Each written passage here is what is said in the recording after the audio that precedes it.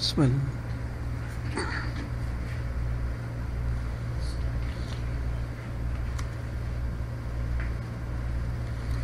بسم الله الرحمن الرحيم. الحمد لله رب العالمين. الصلاة والسلام على رسوله الأمين. أما بعد، أعوذ بالله السميع العليم من الشيطان الرجيم. بسم الله الرحمن الرحيم. يا أيها الذين آمنوا اتقوا الله حق تقاته ولا تموتن إلا وأنتم مسلمون. يا أيها الناس اتقوا ربكم الذي خلقكم من نفس واحدة وخلق منها زوجها وبث منهما رجالا كثيرا ونساء واتقوا الله الذي تساءلون به والأرحام إن الله كان عليكم رقيبا. يا أيها الذين آمنوا اتقوا الله وقولوا قولا سديدا يصلح لكم أعمالكم ويغفر لكم ذنوبكم ومن يطع الله ورسوله فقد فاز فوزا عظيما. قال المصنف رحمه الله تعالى: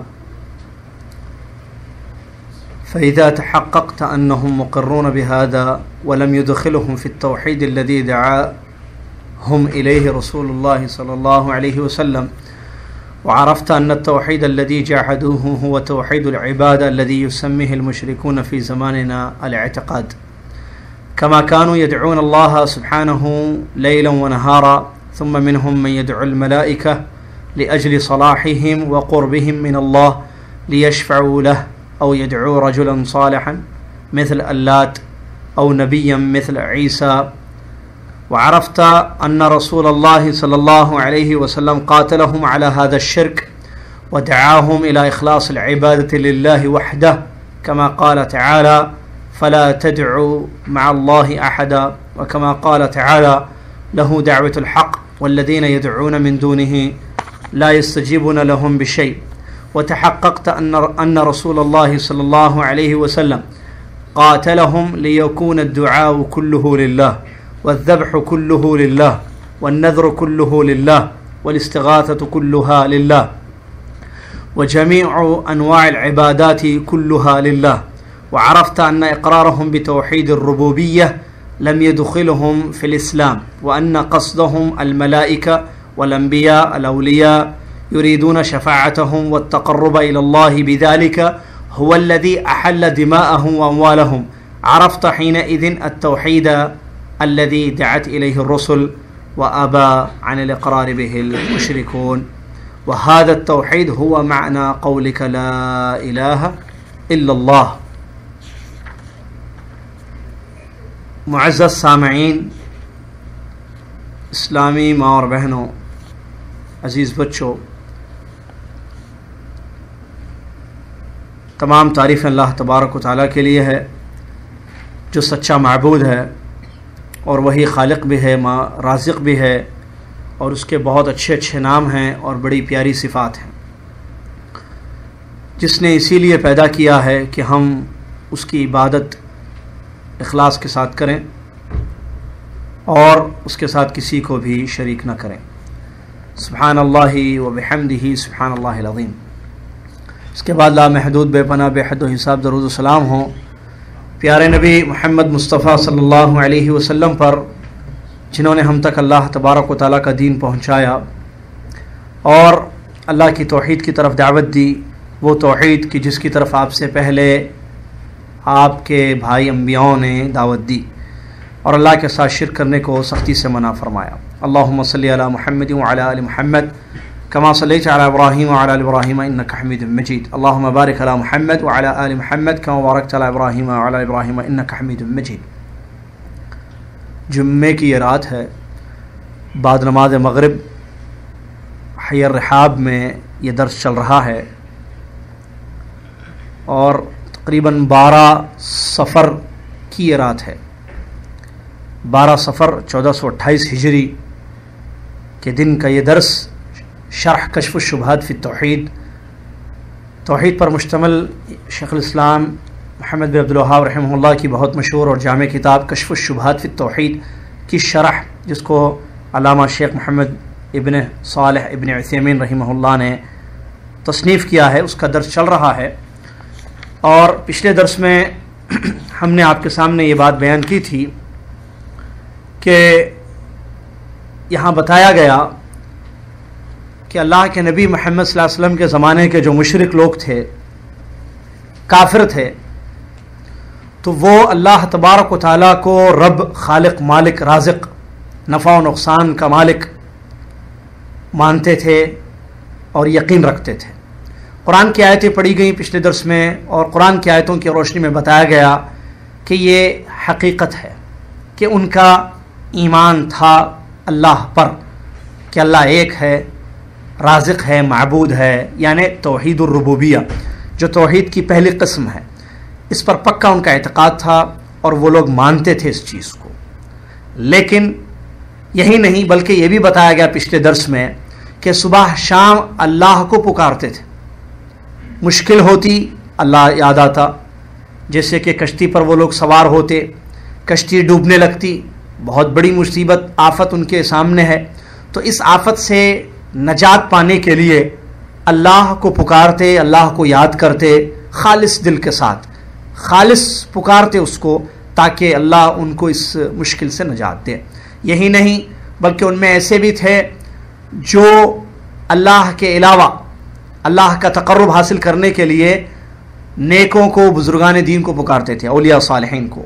بعد ایسے مشرک تھے جو انبیاء کو پکارتے تھے، جیسے عیسیٰ علیہ السلام، تاکہ عیسیٰ علیہ السلام جو ایک نبی ہیں اور اللہ کی ایک بہت بڑی نشانی ہے کہ اللہ نے ان کو بغیر باپ کے پیدا کیا، تو وہ یہ اعتقاد رکھتے تھے کہ یہ شاید ہماری مانگوں کو، ہماری پکار کو، ہماری عبادات کو اللہ تک پہنچائیں، کیونکہ یہ اللہ کے زیادہ قریب ہیں۔ تو ان کا یہ اعتقاد تھا، وسیلے لگا کر اللہ کا تقرب حاصل کرتے تھے، ٹھیک ہے، لیکن مقصود اللہ ہی ہوتا تھا، جیسا کہ آگے بھی آیا۔ تو اس کے باوجود محمد مصطفیٰ صلی اللہ علیہ وسلم نے ان سے جہاد کیا، قتال کیا، کیونکہ انہوں نے اللہ کو تنہا معبود نہیں سمجھا، اللہ کی عبادتوں میں دوسروں کو تقرب کی غرض سے ملایا کرتے تھے، تو یہ شرک قرار پایا۔ اور ان کی وہ توحید کہ اللہ کو رازق ماننا، معبود، اللہ کو ایک ماننا، خالق ماننا، مشکل وقت میں پکارنا وسیلے لگا کر، یہ ان کی توحید نے ان کو نجات نہیں دیا، ان کو نہیں بچایا، نہ اسلام میں ان کو داخل کیا گیا اور نہ ہی وہ مسلمان اور موحد قرار پائے، اور بلکہ اللہ کے نبی صلی اللہ علیہ وسلم نے انہی لوگوں کو جو اللہ کو پکارتے تھے اور وسیلے لگاتے تھے، خالق اور مالک اللہ کو مانتے تھے، یعنی ربوبیت پوری کمپلیٹ موجود تھی ان کے پاس، بلکہ اسماء و صفات، اللہ کے ناموں پر بھی ان کا ایمان کہ اللہ عزیز ہے، اللہ علیم ہے، اللہ قدیر ہے، اللہ قادر ہے، اللہ رزاق ہے، یعنی اللہ کے اسماء و صفات پر بھی ان کا ایمان تھا۔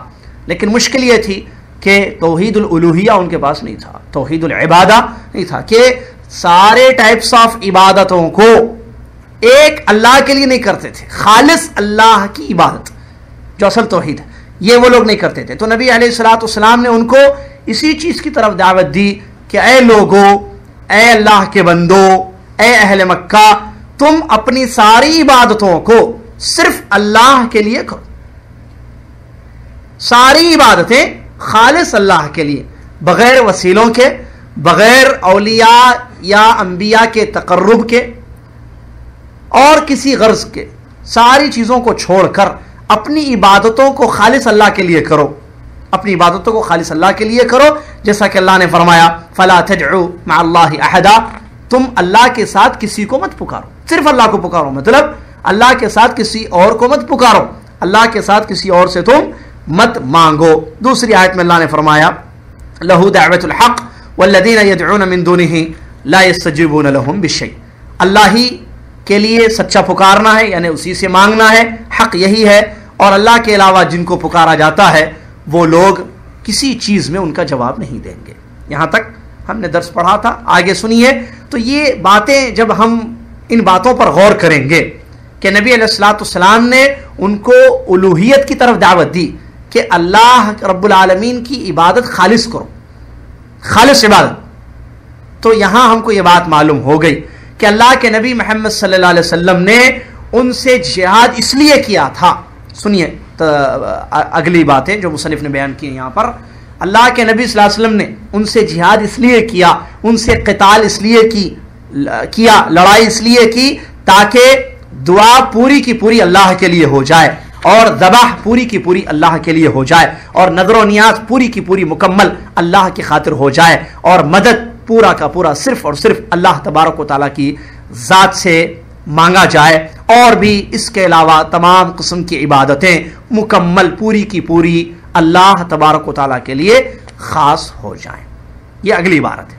نبی علیہ الصلوۃ والسلام نے ان کو مشرک سمجھ کر ان سے قتال کیا, جبکہ ان کے پاس ربوبیت ہے, اسماء و صفات ہیں, مانتے ہیں کہ اللہ ایک ہے, مانتے ہیں کہ اللہ رب ہے, خالق ہے, رازق ہے, ٹھیک ہے. اس کے باوجود نبی علیہ الصلوۃ والسلام نے ان سے قتال کیا. کیوں؟ تلوار اٹھائی, اور آپ کو معلوم ہے تلوار اگر وہ مسلمان ہوتے تو ان کے خلاف تلوار نہیں اٹھائی جا سکتی, کیونکہ کسی مسلمان پر تلوار نہیں اٹھا سکتے, کسی مسلمان سے جہاد نہیں کیا جا سکتا. جہاد کافروں سے ہوتا ہے, مسلمانوں سے کیسے جہاد ہوتا ہے؟ نہیں ہوتا. تو وہ لوگ مشرک قرار پائے, قرآن نے ان کو مشرک کہا, کفار کہا, نبی محمد صلی اللہ علیہ وسلم نے ان کو مشرک کہا, کفار کہا, جبکہ ربوبیت موجود ہے, رب مانتے ہیں, اللہ کو خالق مانتے ہیں, لیکن معبود نہیں مانتے ہیں.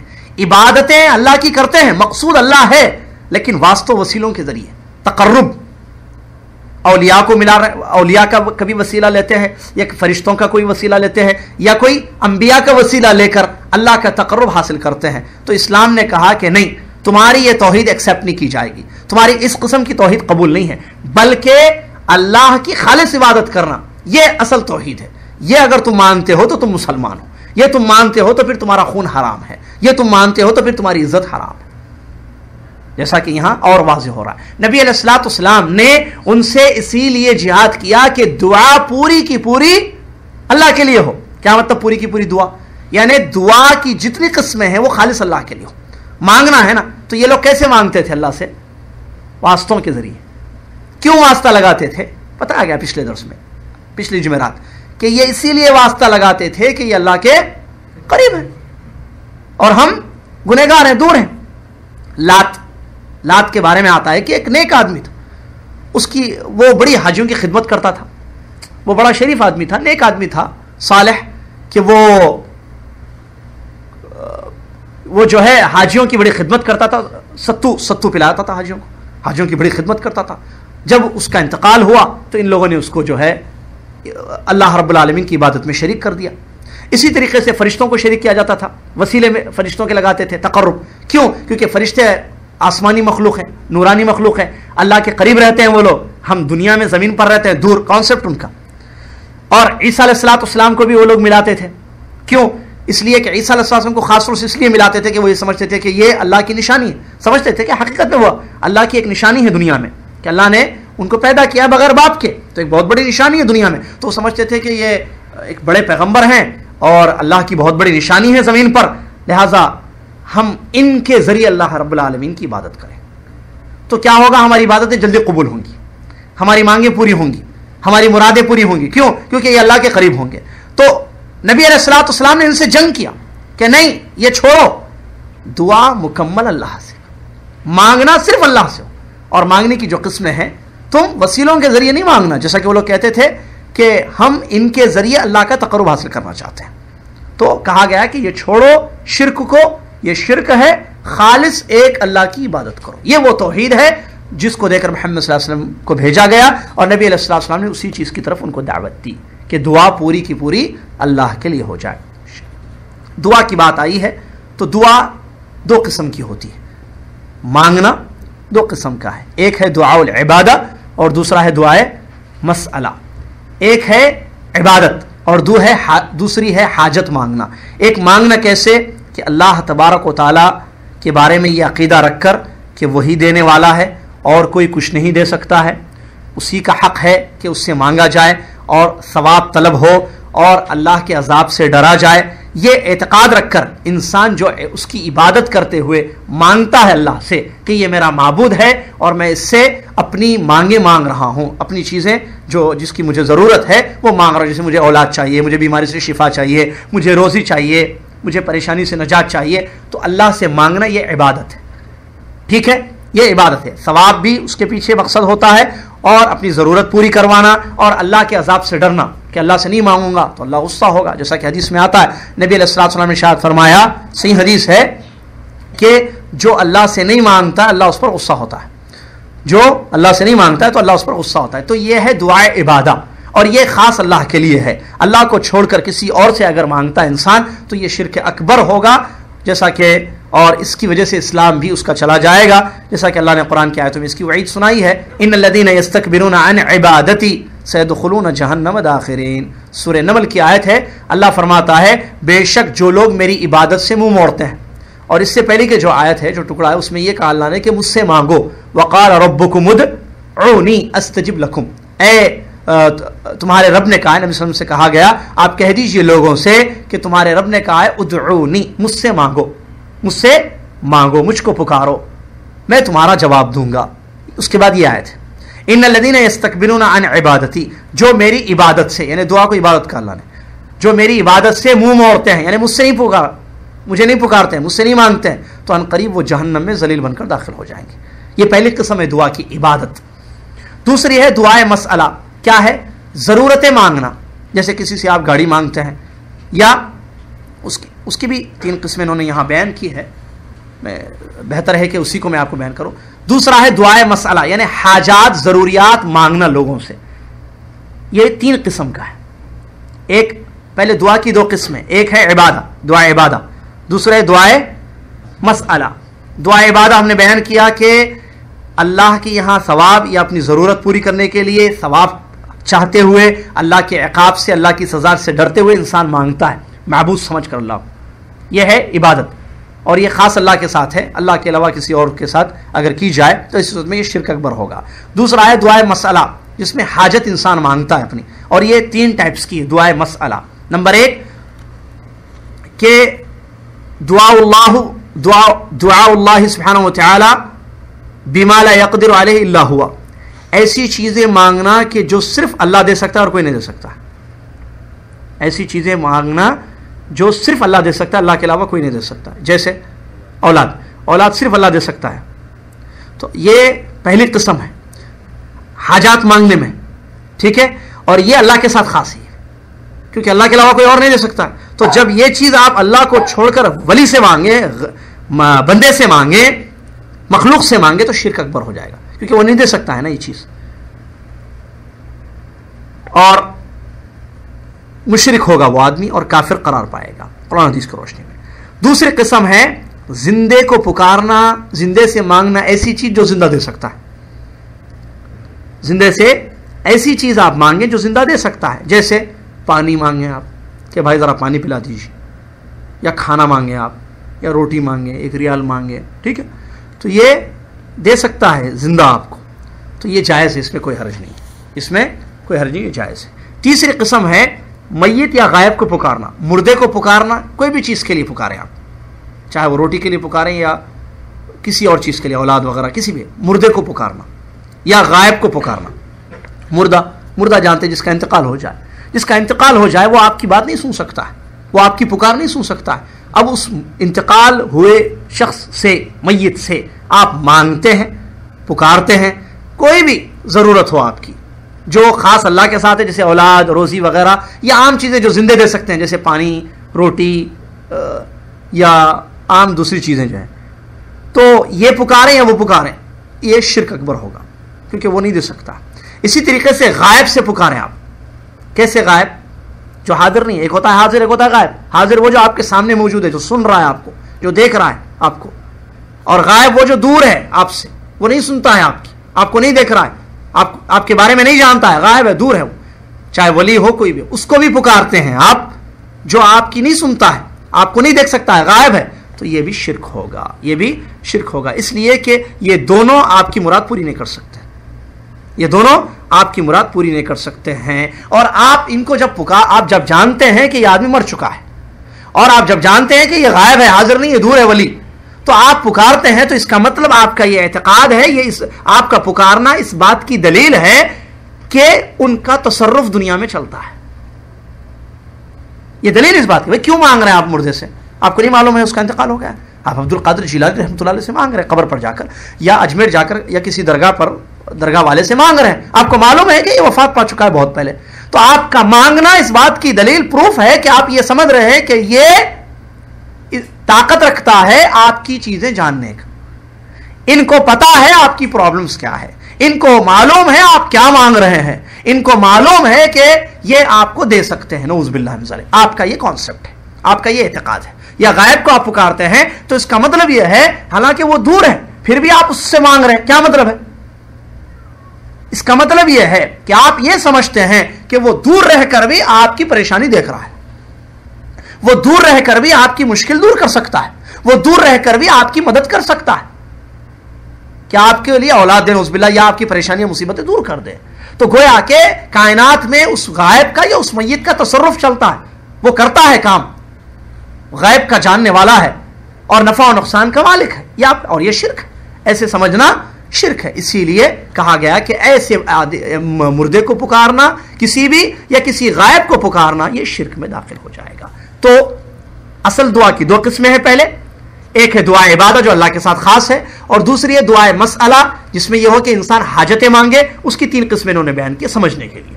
شیخ ابن عثیمین رحمہ اللہ نے تین چیزیں کیا ہے، ایک ایسی چیزیں مانگے جو اللہ کے علاوہ کوئی نہیں دے سکتا ہے، تو وہ کس سے مانگیں گے آپ؟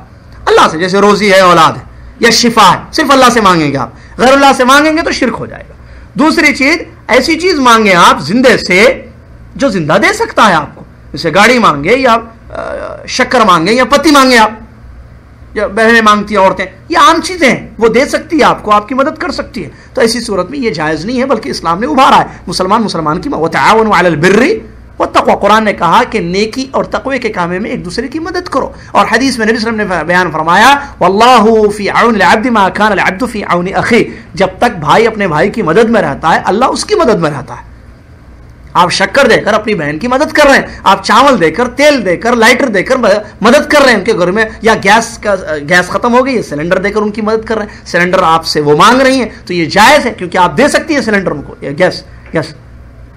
تیسری قسم ہے مردے سے یا غائب سے پکارنا، مردے کو یا غائب کو پکارنا یا مانگنا، یہ جائز نہیں، یہ شرک ہو جائے گا۔ کیوں؟ آپ کا مانگنا یہ اس بات کی دلیل ہوگی کہ اس کا تصرف چلتا ہے، یا وہ دور رہ کر بھی مرنے کے بعد بھی آپ کے کام میں آ سکتا ہے، یہ غلط ہے اور یہ اس کی وجہ سے شرک ہوگا۔ لہٰذا نبی علیہ الصلوۃ والسلام نے ان سے جہاد کیا۔ کیوں ان کو اس لیے جہاد کیا کہ یہ چیزیں جو تم مردوں سے مانگ رہے ہو، اولیاء اکرام سے یا انبیاء سے، کسی سے، یہ گزر چکے ہیں دنیا سے ان کا کوئی واسطہ نہیں ہے، دنیاوی زندگی ان کی ختم ہو گئی ہے، اب تمہارا مانگنا اس بات کی دلیل ہے کہ یہ تصرف ہے، بلکہ انہوں نے خود اپنے عقیدے کو ظاہر کیا کہ یہ لوگ ہماری عبادتوں کو اللہ تک پہنچائیں، وسیلے لگا کر وہ عبادت اللہ کی کرتے تھے، جو کہ شرک تھا اور یہ توحید کے خلاف تھا، یا نبی صلی اللہ علیہ وسلم کو جس توحید کو دے کر بھیجا گیا تھا اس کے خلاف یہ چیز تھی۔ لہذا نبی صلی اللہ علیہ وسلم نے ان کو دعوت دی، اور ان لوگوں نے جب انکار کیا کہ نہیں ہم اپنے بزرگوں کو پکاریں گے، ان کے ذریعے اللہ کی عبادت کریں گے، وسیلے واسطے ضرور لگائیں گے، تو نبی علیہ الصلوۃ والسلام نے ان کے خلاف کیا کیا؟ تلوار اٹھائی، ان کے خلاف تلوار اٹھائی اور ان کے ساتھ جنگ کیا۔ آگے لکھتے ہیں وَالذَّبْحُ كُلُّهُ لِلَّهِ، اسی طریقے سے نبی ایک چار مثالیں دی ہیں عبادت کے، نبی علیہ الصلوۃ والسلام نے ان سے اسی لیے قتال کیا تاکہ قربانی بھی مکمل اللہ کے لیے ہو جائے، ذبح جو بھی کرنا ہو اللہ کے لیے ہو، اللہ کے نام پر ہو اور اللہ کو خوش کرنے کے لیے ہو۔ اور یہاں بتاتے ہیں ذبح کس کو کہتے ہیں، معلوم ہے ذبح کس کو کہتے ہیں؟ قربانی دینا، کہ روح کو نکالنا، روح ختم کرنا، خون بہا کر ایک خاص طریقے پر جو اسلام نے بیان کیا ہے۔ ذبح کا ڈیفینیشن بیان کرتے ہیں یہاں، کیا کہ خاص طریقے سے خون کو بہا کر انسان کی روح کو ختم کر دے، جانور کی روح کو ختم کرنا، جیسے گائے ہے یا اونٹ ہے یا بکری ہے یا مرغی ہے، آپ جانتے ہیں اس کو ذبح کیا جاتا ہے، اس کو چھری لے کر ایک خاص طریقے سے، ہر ایک کا اونٹ کا طریقہ ذبح کرنے کا الگ ہے، بکرے کا مرغی کا ذبح کرنے کا طریقہ الگ ہے، تو خون بہا کر روح ختم کر دی جاتی ہے خاص طریقے سے، تو یہ ہے ذبح قربانی، اور یہ اللہ کے لیے ہے، جیسا کہ قرآن نے کہا قل ان صلاتی ونسکی ومحیای ومماتی للہ رب العالمین لا شریک لہ، سورہ انعام کی آیت ہے۔ اللہ نے فرمایا کہہ دیجئے نبی محمد صلی اللہ علیہ وسلم کہ بے شک میری نماز اور میری قربانی اور میری زندگی اور میرا مرنا کس کے لیے ہے؟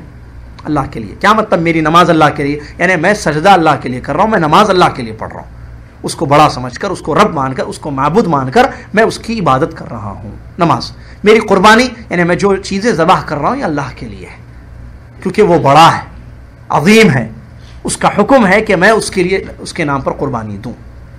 اور جو قربانی دی جاتی ہے وہ اس کے مقصد جو ہوتے ہیں وہ 3 قسم کے ہیں، یہاں پر انہوں نے بیان کیے ہیں شرح میں.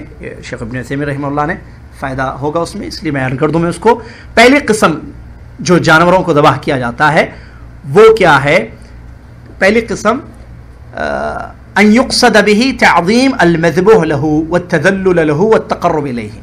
ذبح کرنے کا ایک پہلی قسم یہ ہے جو لوگ کرتے ہیں دنیا میں کہ بڑا سمجھ کر تعظیمی طور پر یا اس کا تقرب حاصل کرنے کے لیے، اس کو خوش کرنے کے لیے جانور کو ذبح کیا جاتا ہے. ٹھیک ہے، تعظیم بڑا سمجھ کے بھئی یہ بڑے ہیں، بڑے ہیں، یہ ایک تو بڑا سمجھ کر. دوسرا لکھتے ہیں اور تذلل، عاجزی انکساری، کیونکہ وہ بڑے ہیں تو میں چھوٹا آدمی ہوں. تیسرے کیا ہے؟ تقرب، کہ تقرب میں بھئی یہ کام کروں گا تو خوش ہو جائیں گے وہ مجھ سے، اور یہ چیز اللہ کے ساتھ یہ عبادت ہے. کیوں؟ اس لیے کہ تقرب عبادت ہے. ہم نماز کیوں پڑھتے ہیں؟ اللہ سے قریب ہوتے ہیں نماز پڑھ کر. اللہ نے حکم دیا بھائی نماز کیا ہے؟ بندے کو اللہ سے قریب کرنے والی چیز ہے. تقرب اس کے پیچھے تقرب کہ ہم، کیونکہ تقرب ایک ٹائپ آف عبادت ہے. آپ روزہ رکھتے ہیں، آپ اللہ کی خاطر کیا کرتے ہیں؟ جیسے آپ کو معلوم ہے کہ بھئی یہ کام کرنے سے اللہ خوش ہوتا ہے تو وہ کام آپ کرتے ہیں. کیوں؟ اللہ کے قریب ہونے کے لیے. صدقہ دیں، صدقہ دینا یا کوئی بھی اچھا کسی کی بندے کی مدد کرنا، جیسا کہ حدیث آئے نبی صلی اللہ علیہ وسلم نے ارشاد فرمایا سب سے اچھا بندہ وہ ہے، سب سے اچھا انسان وہ ہے جو انسانوں کے کام زیادہ آتا ہے. اللہ کے نزدیک سب سے زیادہ محبوب انسان وہ ہے جو بندوں کے کام زیادہ آتا ہے. تو آپ کسی کا کام کر رہے ہیں، بھائیوں کا، بہنوں کا کام کر رہے ہیں، آپ مدد کر رہے ہیں، پیچھے مقصد کیا ہے آپ کا؟ کہ اللہ کے قریب ہوں آپ، کیونکہ یہ عمل سب سے زیادہ محبوب ہے اللہ کو، سب سے زیادہ محبوب ہے اللہ کو. اور وہ شخص اللہ کے نزدیک محبوب ہے جو فائدہ دے بندوں کو، ان کے کام میں آئے. تو آپ یہ عمل اس لیے کرتے ہیں کہ اللہ کا تقرب ملے، آپ اللہ کے قریب ہو جائیں آپ. تو یہ عبادت ہے. اور بڑا سمجھ کر کوئی کام کرنا یہ بھی عبادت ہے. آپ اللہ کو بڑا سمجھ کر اس کی عبادت کرتے ہیں، اللہ کی عظمت کو سمجھ کر اس پر ایمان لا کر آپ عبادت کرتے ہیں. تو ذبح اگر اس نیت سے کیا جائے تو یہ عبادت ہے، اور یہ خاص اللہ کے لیے ہوگا. اب کسی بزرگ کو بڑا سمجھ کر ان کی قربت پانے کے لیے، تقرب کے لیے ذبح کریں جانور کو، تو یہ شرک ہو جائے گا. یہ شرک ہو جائے گا، کیونکہ یہ چیز اللہ کی عبادت کو اللہ کے علاوہ کسی اور کے لیے پھیرنا ہو، اور اسی کا نام شرک ہے. دوسرا جو مقصد ہوتا ہے قربانیوں کے پیچھے وہ ہوتا ہے مہمان کی عزت یا ولیمہ، دعوت وغیرہ.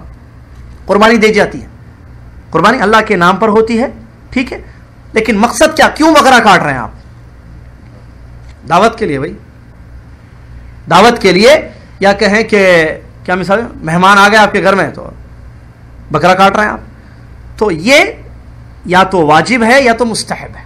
بات چیزیں واجب ہے، جیسے مہمان نوازی میں آپ مرغی کاٹتے ہیں، مرغی ذبح کرتے ہیں، یا بکرا ذبح کر رہے ہیں، یا اونٹ جیسے حاتم طے کرتا تھا. بہرحال مسلمان پر یہ واجب ہے کہ وہ مہمان نوازی کرے، جیسا کہ نبی صلی اللہ علیہ وسلم کی صحیح حدیث ہے بخاری کی، من کان یؤمن باللہ والیوم الاخر فلیکرم ضیفہ. جو اللہ اور آخرت پر ایمان رکھتے ہوں ان پر واجب ہے کہ وہ مہمان کی تکریم کریں، عزت کریں، احترام. تو اس میں ان کو کھانا کھلانا بھی ہے. تو کھلانے کے لیے آپ اگر جانور ذبح کرتے ہیں تو یہ چیز واجب ہوگی، کیونکہ عزت میں، اگر ان کے احترام میں، بھائی ان کی اکرام ہے، بھائی مہمان آئے ان کے لیے بکرا ذبح کر دیں، ان کے لیے مرغی ذبح کرے، کاٹ کے پکا کر گوشت کھلائیں گے ان کو. یا مستحب، جیسے کہ اولم ولو بھی شات، ولیمہ ہے، آپ ولیمہ کرتے ہیں، ولیمے میں جو ہے بکرا ذبح کرتے ہیں، تو مقصد آپ کا ولیمے میں دعوت دینا ہے اللہ کے نام پر. تو کیا یہ شرک ہوگا کہ لوگوں کو کھانا کھلانے کے لیے آپ بکرا کاٹ رہے ہیں؟ یہ جائز ہے، کیونکہ حدیثیں اس کی دلالت کرتی ہے. یہاں تعظیم مقصد نہیں ہے، لوگ جو آ رہے ہیں ان کی عبادت کرتے ہوئے آپ کر رہے ہیں، نعوذ باللہ نہیں ہوتا ہے. جیسے ہم سب جانتے ہیں کہ مہمان نوازی میں یا شادیوں میں جو ہے بکروں کو ذبح کیا ہے، بھائی لوگ آ رہے ہیں، لوگوں کو دعوت ہم نے دی ہے، لہذا پکا کر کھانا کھلائیں گے ان کو، اور نام اللہ کا لیتے ہیں آپ اس میں. یعنی بتا اس کے پیچھے مقصد یہ ہے کہ جو ذبح کیا جاتا ہے تین قسم سے کیا جاتا ہے، 3 نیتیں ہوتی ہیں پیچھے. ایک ہوتی ہے عبادت کی نیت، تقرب، ٹھیک ہے، تذلل، تعظیم، بڑا سمجھ کر، یہ عبادت ہے، یہ عبادت ہوگی، اور یہ صرف اللہ کا حق ہے، اللہ کے لیے کریں گے آپ. اگر اللہ کو چھوڑ کر بزرگ کے مزار پر آپ کرتے ہیں تو اسی صورت میں شرک ہو جائے گا، جو میں آگے بتا رہا ہوں. دوسرا مقصد ذبح کا یا قربانیوں کے پیچھے یہ ہوتا ہے کہ آپ کسی مہمان کے لیے کھانا پکانے کے لیے ذبح کر رہے ہیں جانور کو، یا ولیمہ یا دعوت کے لیے کر رہے ہیں۔ ایک تیسرا مقصد ہوتا ہے، وہ یہ ہے کہ خود کھائیں یا بکروں کو ذبح کر کے تجارت کریں، اس کے ذریعے پیسہ کمانا۔ جیسے آپ جانتے ہیں منڈیوں میں جو ہے بکرے ذبح کیے جاتے ہیں، کیوں بھائی؟ اس لیے کہ کاٹ کر گوشت کو لا کر ہم مارکیٹ میں رکھ کر بیچیں اور لوگ خریدیں، اس سے ہم کو پیسہ ملے، اس لیے ذبح کر رہے ہیں آپ جانوروں کو، اونٹوں کو۔ تو یہ شرک ہوگا؟ نہیں، شرک نہیں ہوگا، یہ جائز ہے، بلکہ اس میں اللہ تبارک و تعالیٰ نے اس کی اجازت دی ہے کہ آپ کھاؤ، خود کھانے کے لیے، گھر والوں کے لیے آپ ذبح کرتے ہیں، چلو بھائی آج بکرا لاتے ہیں، بکرا لا کر ذبح کر کے جو ہے ہم کھانا کھاتے ہیں بکرے کو، یا مرغی لا کر ذبح کر کے کھائیں گے، زندہ مرغی پکڑ کر، ٹھیک ہے؟ تو یہ جائز ہے، آپ خود کھانا چاہتے ہیں، اجازت ہے اللہ تبارک، جیسا کہ سورہ یاسین میں اللہ نے اس کے بارے میں بیان فرمایا، اولم یروا انا خلقنا لهم مما عملت ایدینا انعاما فهم لها مالکون وذللناها لهم فمنها ركوبهم ومنها یاکلون۔ اس آیت میں اللہ نے بیان فرمایا، سورہ یاسین کی آیت ہے، کہ کیا لوگوں نے نہیں دیکھا کہ ہم نے ان کے لیے جانوروں کو، چوپاؤں کو رکھا ہے، چوپائے بکرے، اونٹ، گائے وغیرہ، چوپاؤں کو ہم نے رکھا ہے جس کا مالک ہم نے ان کو بنایا ہے کہ تم یہ چوپاؤں کو خریدو یا اس کو حاصل کرو، اور ہم نے ان کے لیے یہ بھی کر دیا کہ اس پر سوار بھی ہو جاؤ اور اس کو کھاؤ بھی، تمہارے لیے سواری کی بھی اجازت، جیسے اونٹ پر سواری تم کر سکتے ہو یا گائے پر سواری ہو سکتی ہے اگر جائز ہے، اور اسی طریقے سے کھانے کے لیے بھی تمہارے لیے اجازت ہے کہ تم گائے کو یا اونٹ کو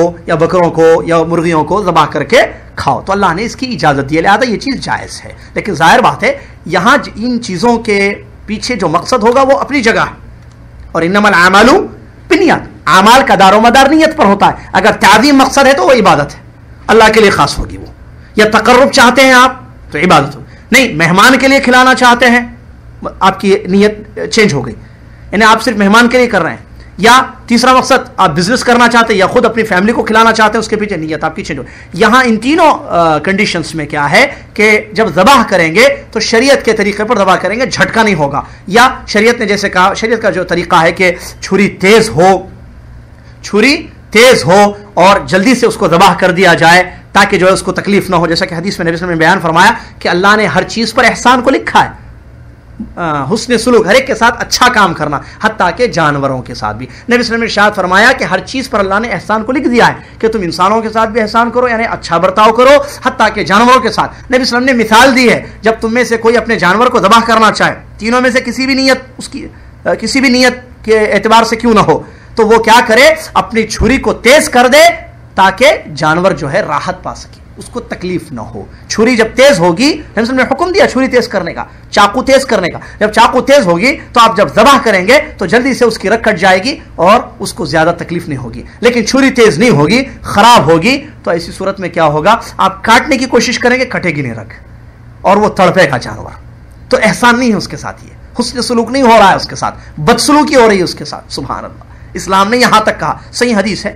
جس کا درس مسجد عزیزہ میں ہو چکا ہے، اس حدیث کا درس۔ تو کہنے کا مقصد یہ ہے کہ نیت پر عمل ڈیپینڈ ہوتا ہے، اگر نیت تعظیم عبادت کی ہے تو اللہ کے ساتھ خاص ہے، لیکن نیت اگر مہمان نوازی وغیرہ ہے تو جائز ہے، اسلام نے اس پر ابھارا ہے اور آپ کو حکم دیا ہے کہ آپ مہمان نوازی میں جانوروں کو ذبح کر سکتے ہیں، یا مہمان نوازی میں یہ چیزیں آئیں گی، جیسا کہ عربوں میں جو ہے یہ چیز معروف تھی کہ وہ جانوروں کو ذبح کیا کرتے تھے، یا اس کے علاوہ ولیمہ وغیرہ کرتے وقت بھی آپ کو ابھارا گیا اس بات پر کہ آپ کم سے کم ایک بکرا تو ذبح کریں ولیمے میں، یا عام اپنے کھانے کے لیے یا تجارت کرنے کے لیے آپ نے، اللہ تبارک و تعالیٰ نے آپ کو یا ہم مسلمانوں کو اس بات کی اجازت دی ہے، لیکن نام اللہ کا لیا جائے گا، بسم اللہ اللہ اکبر کہہ کر ذبح کیا جائے گا، اور شریعت کے طریقے پر جو ہے چھری تیز کرنا اور جلدی سے اس کو ذبح کر دینا وغیرہ یہ مطلوب ہے شریعت سے۔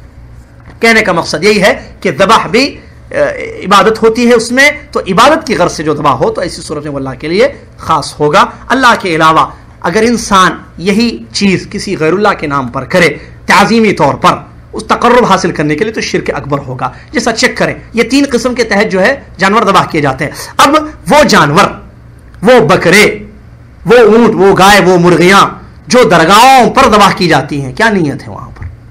مہمان ہے وہ بزرگ تو مہمان نہیں ہے، نہیں ولیمہ کر رہے ہیں بزرگ کا، تجارت کر رہے ہیں کہ بزرگ کو گوشت بیچ رہے ہیں آپ، وہ پیسے دیں گے آپ کو قبر میں سے اندر سے، نہیں ہے یہ بھی۔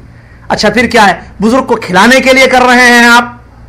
عام طور بولتے ہیں، عام طور پر لوگ کہتے ہیں بھائی ارے اللہ کا نام لے کر ہم کاٹتے ہیں درگاہ پر، لوگ یہ پیش کرتے ہیں، بھائی آپ کیوں اس کو شرک بولتے ہیں؟ بھائی میں بکرا جو ہے اجمیر لے جاتا ہوں یا وہاں اجمیر شہر سے خریدتا ہوں میں بکرا اور وہاں بزرگ کے مزار پر ذبح کر رہا ہوں. سوال یہ ہے انما الاعمال بالنیات کہ آپ بزرگ کے مزار پر ذبح کس لیے کر رہے ہیں؟ خود کھانے کے لیے نہیں. خود کھانے کے لیے وہاں کیوں لے جا رہے ہیں بکرے کو؟ گھر میں ذبح کرتے آپ. اچھا مہمان نوازی نہیں. ایک ہی وجہ ہے تعظیم تقرب جو عبادت ہے. تعظیم اور تقرب اور کیا وسط ہے؟ کچھ بھی نہیں. اسی لیے علماء نے منع کیا. شرک ہے. شرک کیوں کہتے ہیں علماء؟ یہ اسی لیے کہ آپ اسی لیے ذبح کرتے ہیں. آپ کی نیت آپ کا عقیدہ یہی ہے کہ یہ نیک آدمی ہیں بزرگ ہیں اللہ والے ہیں میں یہاں ذبح کروں گا اللہ خوش ہو جائے گا.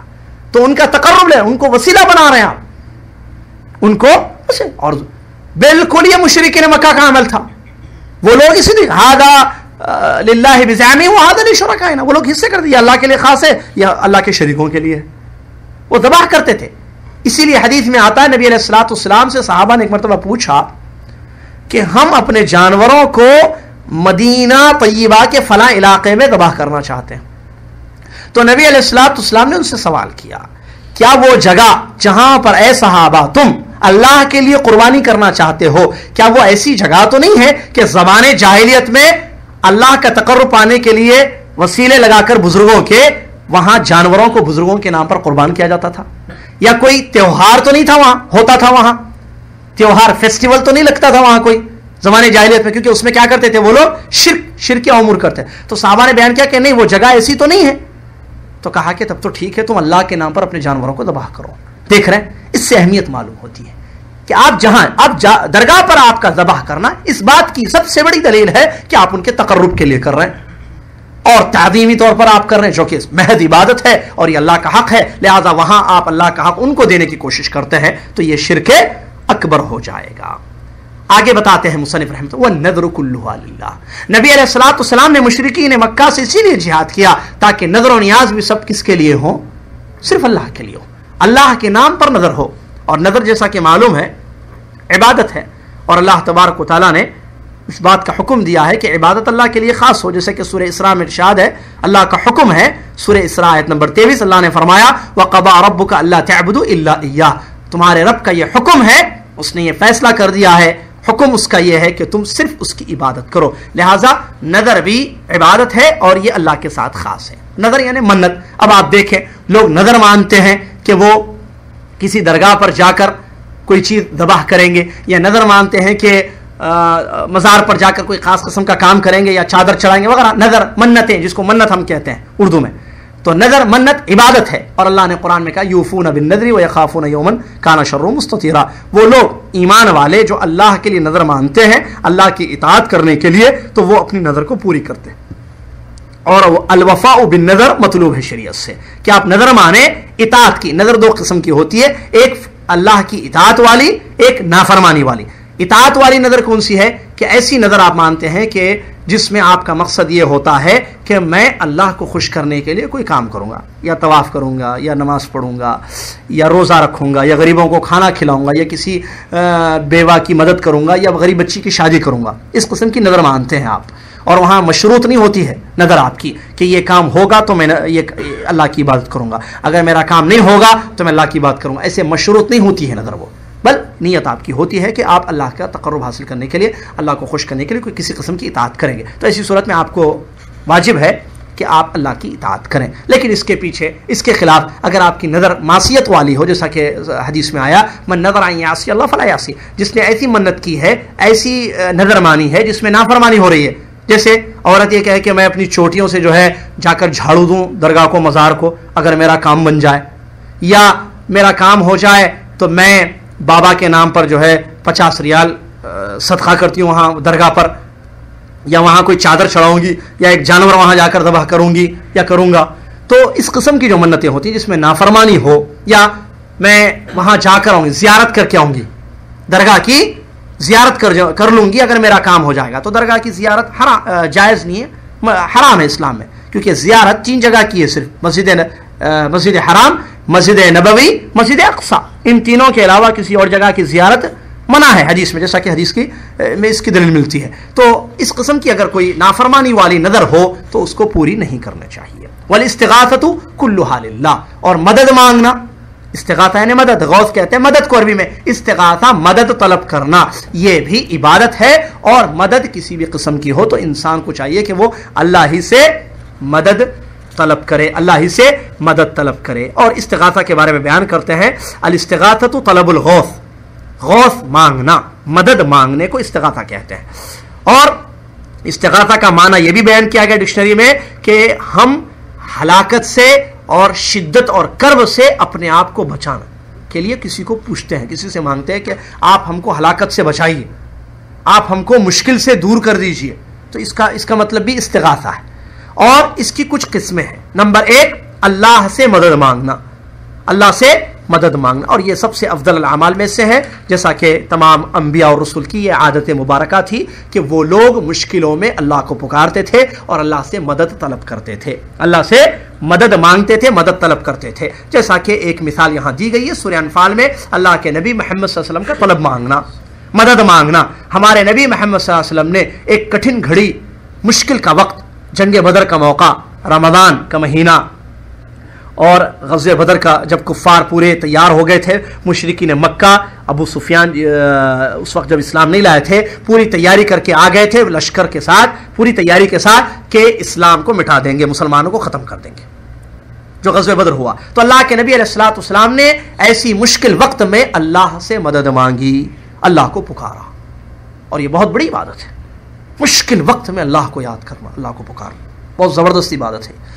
اللہ نے بیان کیا یہاں پر اذ تستغیثون ربکم فاستجاب لکم انی ممدکم بألف من الملائکۃ مردفین، جب تم اپنے رب سے استغاثہ کر رہے تھے، یعنی مدد چاہ رہے تھے، مدد چاہ، غزوہ بدر کے موقع پر اتری ہے یہ آیت، سورہ انفال کی آیت نمبر 9۔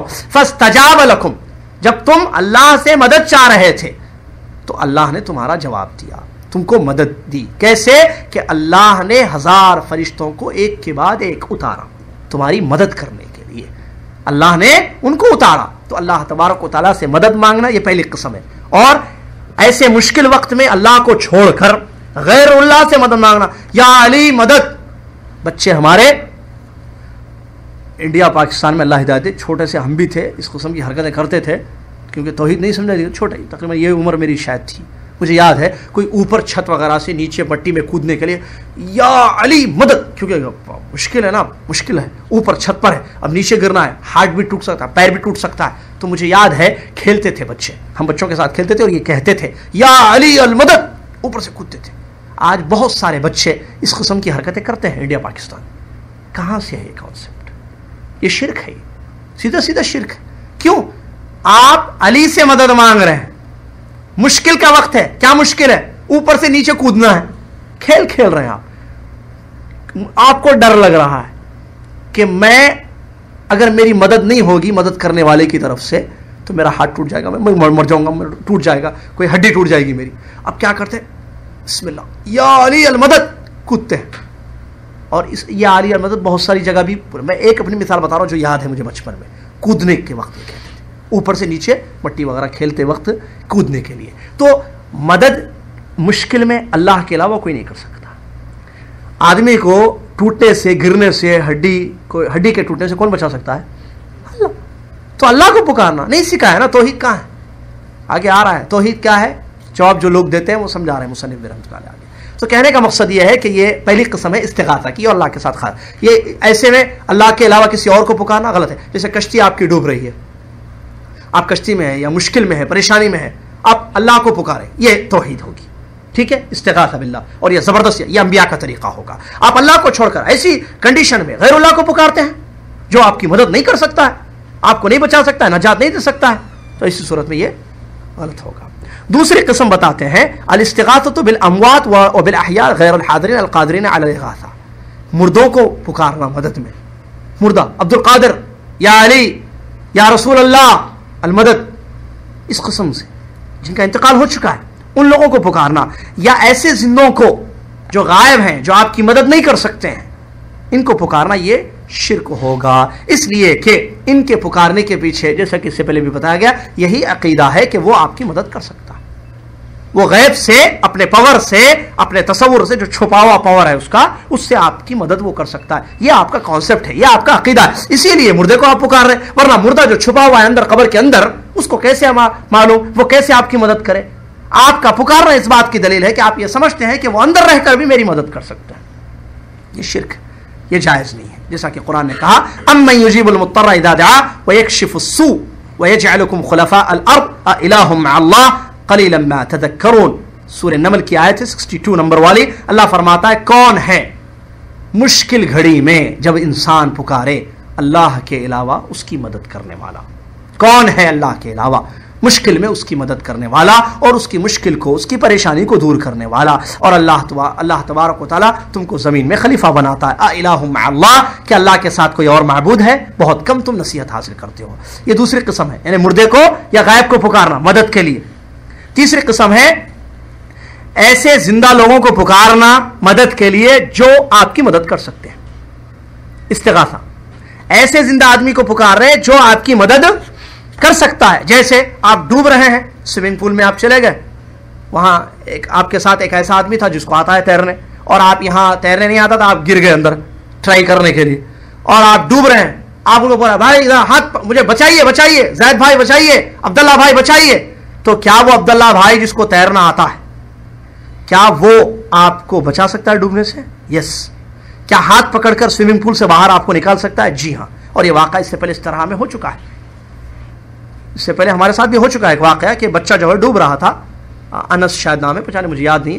6 مہینے پہلے ہمارے ساتھ کچھ بھائی چلے تھے یہیں پر، تو بچہ ڈوب رہا تھا، اس کو بچے کو، اور بہت سارے ایسے واقعات ہو چکے ہیں دنیا میں، آپ جانتے ہیں. تو یہ جائز ہے ایسے زندے کو مدد کے لیے پکارنا جو زندہ حاضر ہے، دیکھ رہا ہے آپ کو اور آپ کی وہ مدد کر سکتا ہے. یہ چیز جائز ہے. جیسا کہ انہوں نے مثال دی اچھی سمجھانے کے لیے، سورہ قصص میں 15ویں آیت ہے جہاں موسیٰ علیہ السلام کے قصے میں بیان کیا گیا کہ موسیٰ علیہ السلام کی قوم کے آدمی کو فرعون کا قوم کا آدمی پکڑ کر مار رہا تھا. تو اس نے کیا کیا؟ موسیٰ کو پکارا. دیکھیں کیا استغاثہ کا لفظ آیا ہے، فاستغاثه الذي من شيعته على الذي من عدوه فوكزه موسى فقضى عليه. موسیٰ علیہ السلام جا رہے تھے، یہ لڑ رہے تھے دونوں. تو موسیٰ کی قوم کا آدمی جب دیکھا کہ ارے ہمارا آدمی جا رہا ہے، اپنی برادری والا ہمارے، اور سامنے دشمن کا تھا فرعون کا، تو وہ اس کو مار رہا تھا. تو موسیٰ کو اس نے آواز دی، موسیٰ موسیٰ مجھے بچاؤ، اے موسیٰ مجھے بچاؤ. موسیٰ علیہ السلام آئے اور ایک گھوسا اس کو لگایا، اس کی موت وہاں پر واقع ہوگی جو واقعہ مشہور ہے. تو اس نے مدد کے لیے پکارا اور قرآن نے اس کو ثابت کیا ہے، قرآن نے اس کا ذکر کیا ہے. یہ چیز جائز ہے کیونکہ موسیٰ زندہ تھے، وہاں جا رہے تھے، قریب تھے، وہ مدد کر سکتے تھے اور اس کو اس کی مار سے اور اس کے قتل کرنے سے بچا سکتے تھے. اس کو اگر وہ مار دیتا تھا پکڑ کے تو یہ چیز جائز ہے، اس میں کوئی حرج نہیں ہے.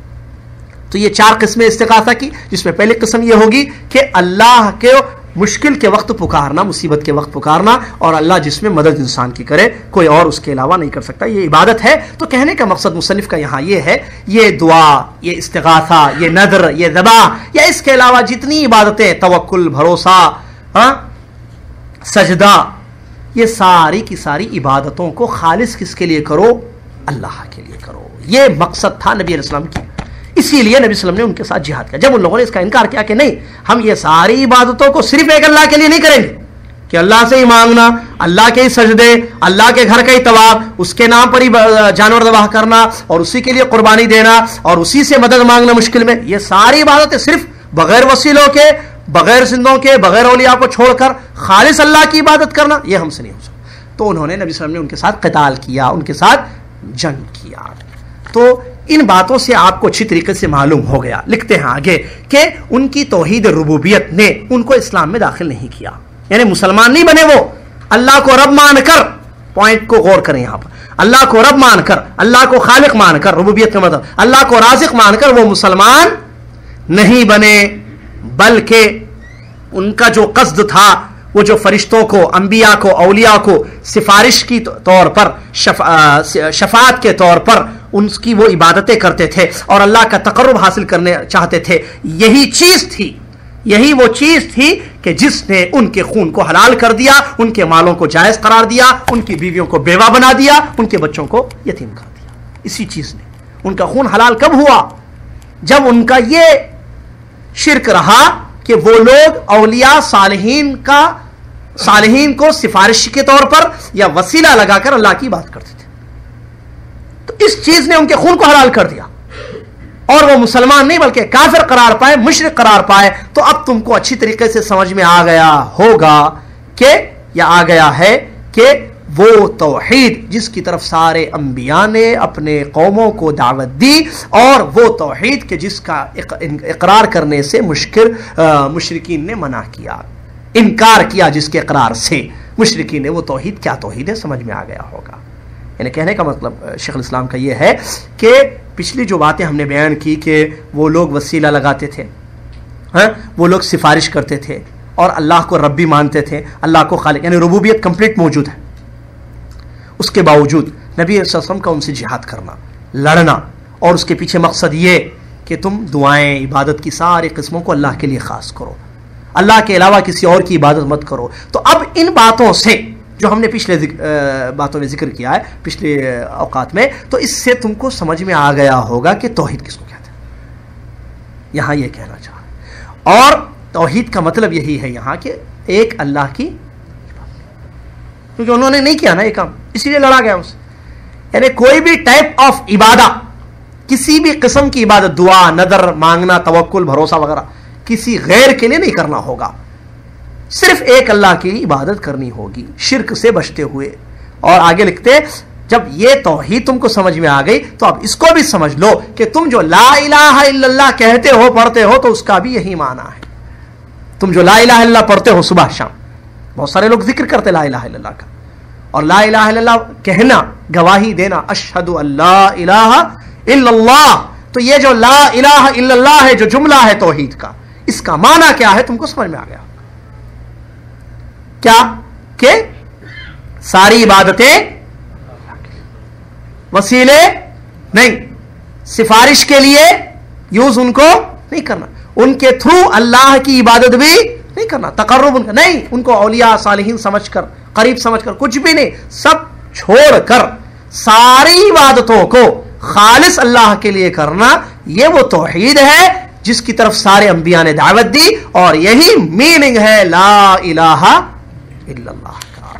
فإن الإلہ عندهم هو الذي يقصد لأجل هذه الأمور, اس لیے کہ لا الہ الا اللہ, اور الہ کا مطلب لا الہ ہے نا, لا الہ کا مطلب یعنی معبود. مشرکین اہل مکہ عرب والے تھے, ان کے نزدیک معبود کا مطلب کیا تھا کہ یہ جو باتیں ہم نے ذکر کی ہیں یہ تمام چیزوں کا جو حق رکھتا ہو, ان چیزوں میں جس کی طرف توجہ کی جائے عبادت کے طور پر, مانگنے کے لیے, ذبح کرنے کے لیے, مدد طلب کرنے کے لیے, یا اس کے علاوہ جو ٹائپس آف عبادت, اس میں جس کی طرف انسان متوجہ ہو وہ معبود تھا, وہ الہ تھا ان کے نزدیک. تو ان سے کہا گیا لا الہ الا اللہ, ان چیزوں میں تم صرف اللہ کی طرف توجہ کرنا, قصد اللہ کا کرو, دعا کرنے میں, عبادت کرنے میں, نظر میں اور قربانی میں, کسی بھی قسم کی بات, اللہ کا قصد کرو, اللہ کو پکارو, اللہ کے لیے ذبح کرو وغیرہ, تو یہ الہ ہے. اور ان کو معلوم تھا کہ الہ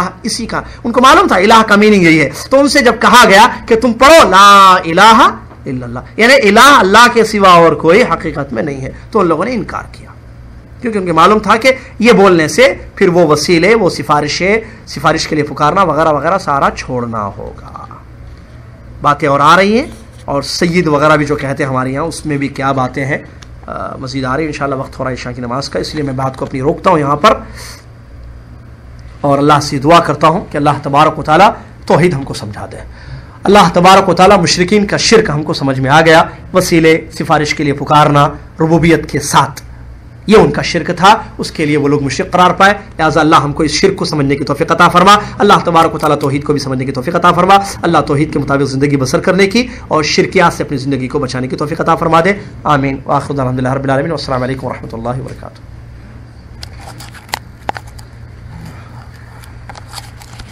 ہاں ایک ضروری اعلان سن لیں, کوئی بات نہیں, بند کر. ضروری اعلان یہ ہے کہ کل انشاءاللہ بعد نماز مغرب وہ لوگ جو مسابقے میں حصہ لیے ہیں, اس سے پہلے جو ہوا تھا کچھ میں حج سے پہلے مسابقہ ہوا تھا, سوالات آپ کے درمیان تقسیم